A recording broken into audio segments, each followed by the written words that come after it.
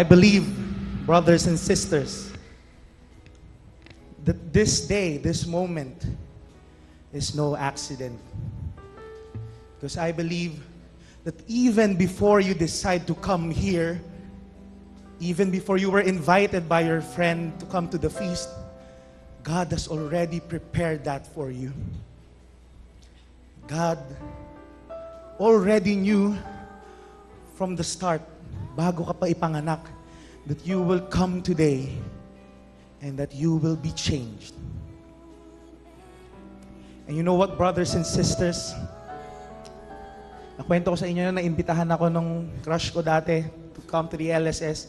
I believe that is no accident as well.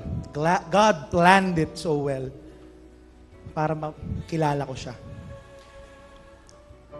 And I have said earlier, I've been serving the Lord for the past 8 years of my life. And those 8 years of my life were not a walk in the park. It's not a walk in the park.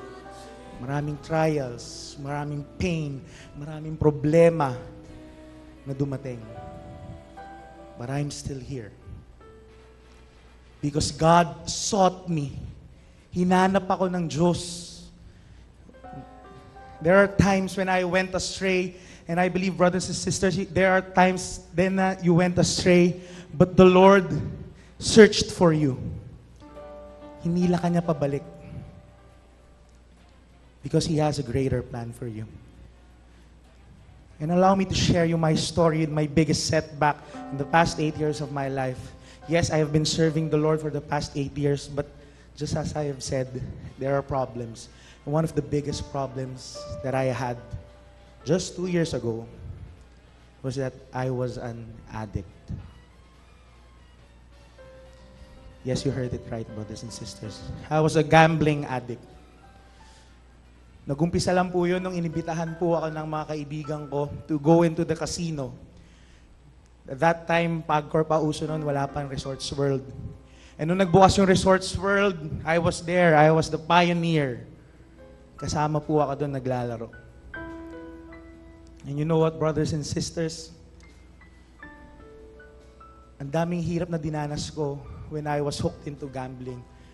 Actually, I was not after really the winnings. Ang gusto ko na lang, makapaglaro ako, di bali ng talo. Manhid na ako sa talo. It came to a point na pagkasweldo ko, ang una kong gagawin, pupunta ako kagad sa casino to play. Hanggang umaga, hanggang maubos yun. It went on for a couple of years.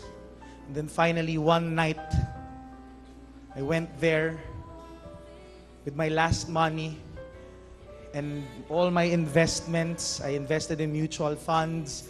I withdrawed it just to play again. In the hope na mababawi ko yung mga past na talo ko. And then, at the last moment, I was in the table, baccarat table. I was in front of the dealer dealing the cards with my last money on my hand. And what's worse is that that money wasn't even mine. It was the money entrusted by my mom to me.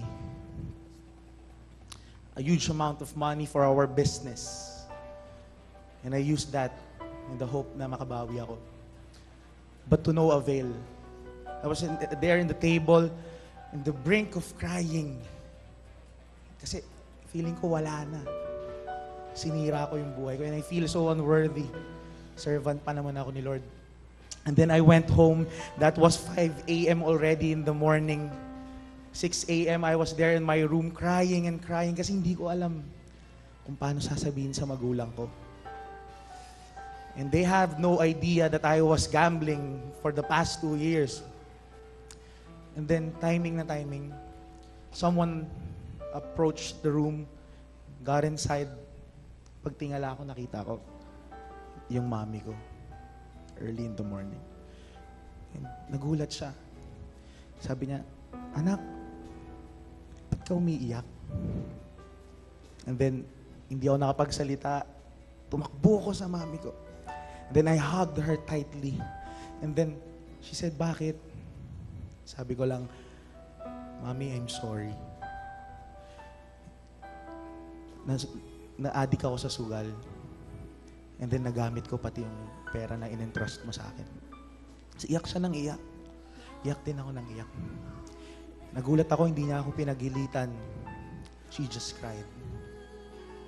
Kinuwento ko kung ano nangyari, paano ko na-addict, nakwento niya. And then afterwards, kala ko papagalitan niya ako, sisigawan niya ako. Pero nagulat ako, ang sabi lang niya, habang umiiyak siya, anak, di bali na yung pera eh. Mapapalitan yun. Pero ikaw, kilala kita eh. Hindi ka ganyan. Ayusin mo ulit yung buhay mo. And at that moment, I cried. Para akong binuhusan ng malamig na tubig. Sa sobrang hiya. Kasi nagkasala na ako, pero that was the response of my mom. And I believe, brothers and sisters, that God is like that to us. You may have gone astray. You may have gone away. Maybe you have just met the Lord today because of a friend. But God wants you to be on track again, brothers and sisters. Because He knows and He believes that you belong to Him. And brothers and sisters, as we continue with our worship today, my prayer for you is that you realize that you were not designed by God for sin, for depression, for sadness, but you were designed by God for